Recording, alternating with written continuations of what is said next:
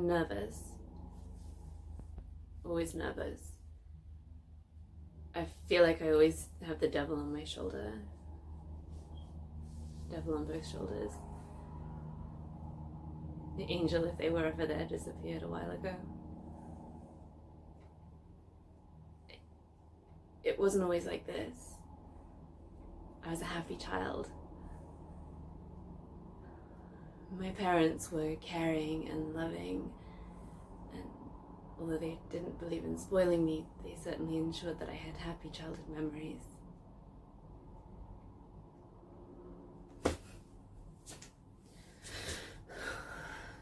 Be quiet. I'm talking about happy memories and I don't want to hear your wickedness. Just leave me alone for 5 minutes. 5 minutes of happy memories.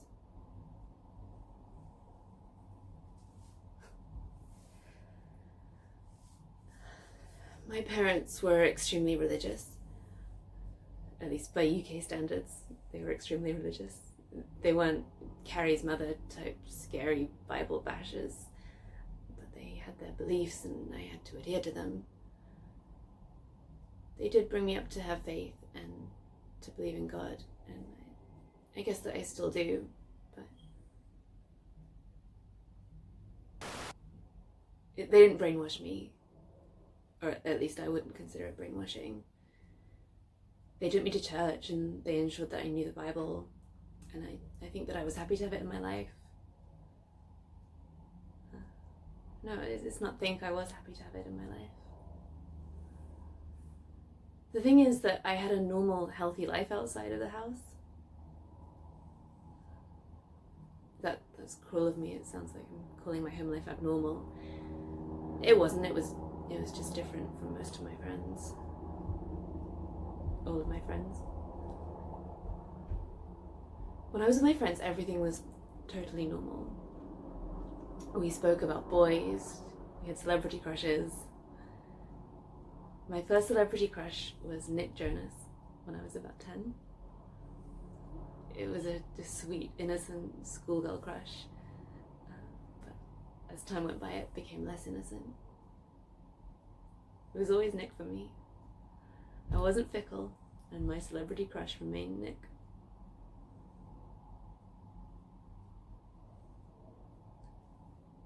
Still go weak at the knees when I think about him.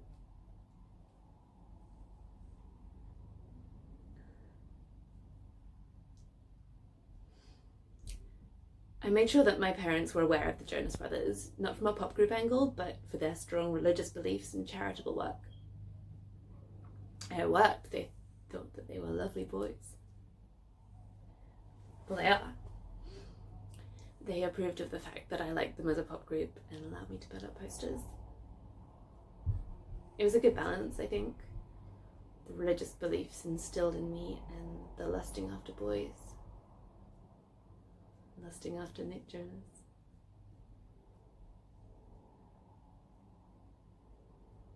I had a huge crush on my math teacher, Mr. Johnson, when I was 13. He wasn't quite Nick, but he came close and I was at least sometimes in the same room as him. I made excuses to go and speak to Mr. Johnson about maths and my lack of understanding of a certain topic. Looking back, I think that I flicked my hair and made goo-goo eyes at him, and that must have made me look like a complete idiot. I'm also certain that he was aware of my crush, and he was very sweet towards me while keeping that professional teacher-student relationship. It was nice. I loved school. My parents were wonderful, but very strict.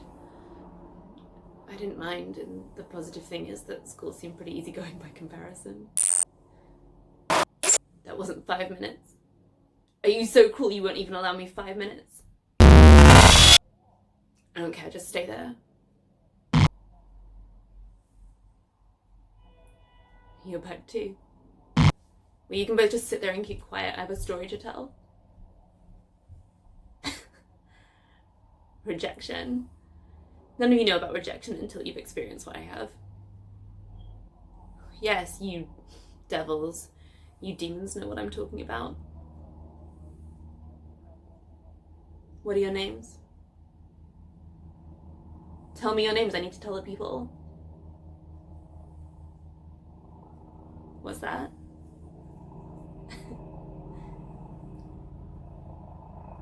Joe and Kevin.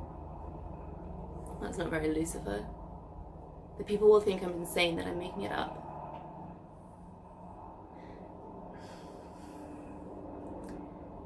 Joe's on the left and Kevin is on the right.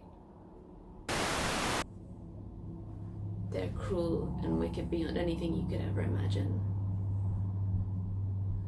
The things they whisper in my ears. I started dating Ethan when I was 15. My parents hated him. He came from the wrong type of family. This was the first time in my life that I'd ever had to hide something from them. They were really over the top about Ethan, as if he would destroy and ruin my life. I loved him. I'd rather lie to them than lose him. Ethan was good looking, funny, and really cool. You don't know him? No. Don't say that.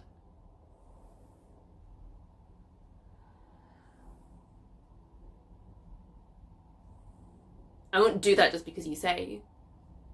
I won't. I won't.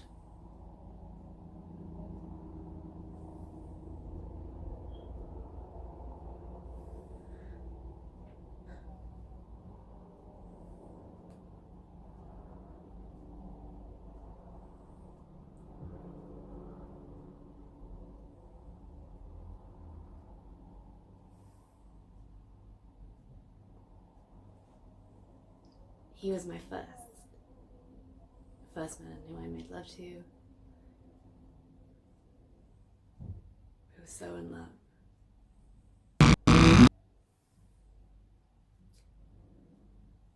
The day that I told Ethan I was pregnant was just after my 16th birthday.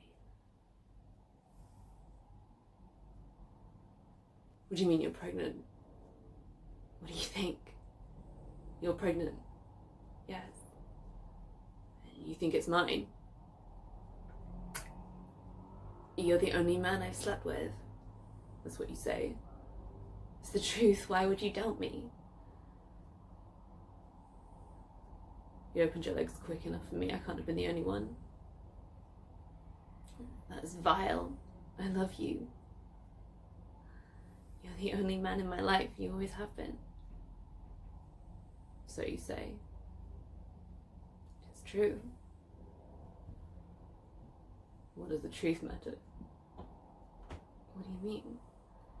You snuck around behind everyone's back. Nobody knew we were together. I'll deny everything. Why would you do that? I don't need the hassle. Are you going to get rid of it? No. I definitely don't want to become a dad, so leave me out of it. I love you. I need you. Don't contact me again.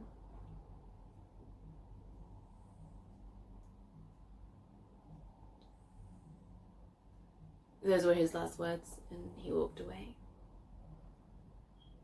I never saw him again. I never saw him again. I won't listen to your words, I just won't. Then I had to break the news to my parents. I knew they were religious, but they loved me, so even though I was nervous, I knew everything would be alright. I finished talking. It was like an out-of-body experience. I don't really remember saying anything. It was like someone else was talking on my behalf. I looked at my parents' faces and they were like a mask. And my mom spoke. We will help to arrange an abortion, and after that I suggest you look for a job to support yourself. What do you mean I don't want an abortion? It's wrong. You taught me that it's wrong. We don't want a bastard child in this house. It'll be your grandchild. It will be nothing to us. I'm your daughter. We have no daughter. Our daughter wouldn't be a slut. My mum stood up and left the room. I was always closer to my dad, so I looked to him for support.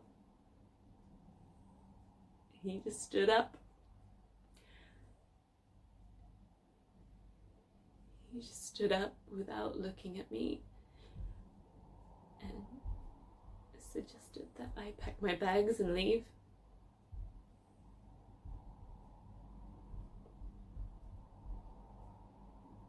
And broke my heart.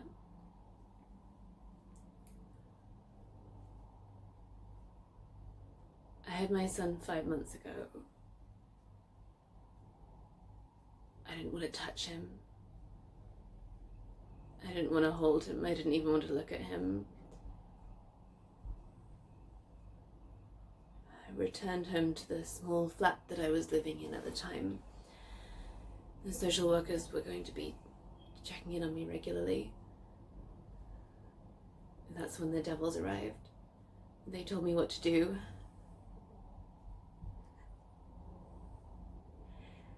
They won't leave me in peace. The first day back at the flat, I sat and listened to the creatures scream and cry. It was unbearable. I sat hating it.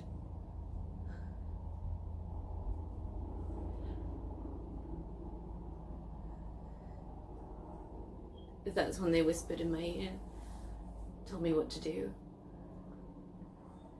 It made sense. I stood up and walked to the kitchen. I returned with a large knife in my hand. It didn't take much to remove the creature's tongue, silence that insufferable noise. And those eyes.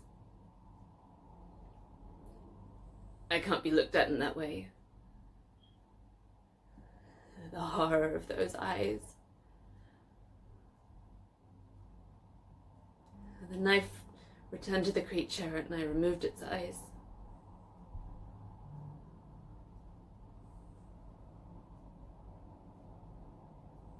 Get out, the voices told me. Leave now, you have to kill. I dropped the child to the floor and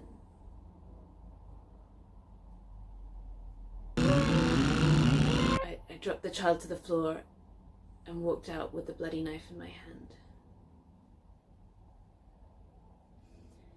Kill Ethan. Kill your parents.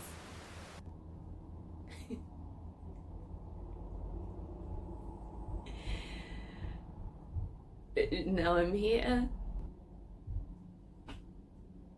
People talk to me. Real people. I think they're real. I think they're real. But the devils are still here. They're real also. You can hear them, can't you?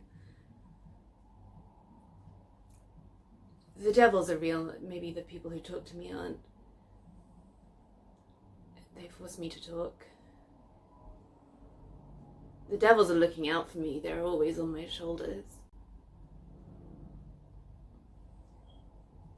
Kill Ethan, kill my parents. Are they dead? Where's my child? Did I have a child? Was it yesterday, or was it 5 months ago, or was it yesterday? Was it 5 years ago? Was it never? Nick Jonas is always with me now, though. I told you that I'm loyal. I love Nick, and he loves me. He would never betray me. He would never reject me. Nick Jonas. Joe and Kevin, though, the devils, they're not alone. They aren't the only devils. All of the demons are here, and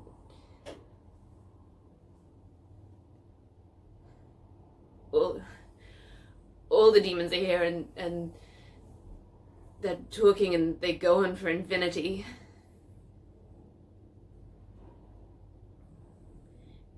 They're always on my shoulder. Everything and everyone is always on my shoulder.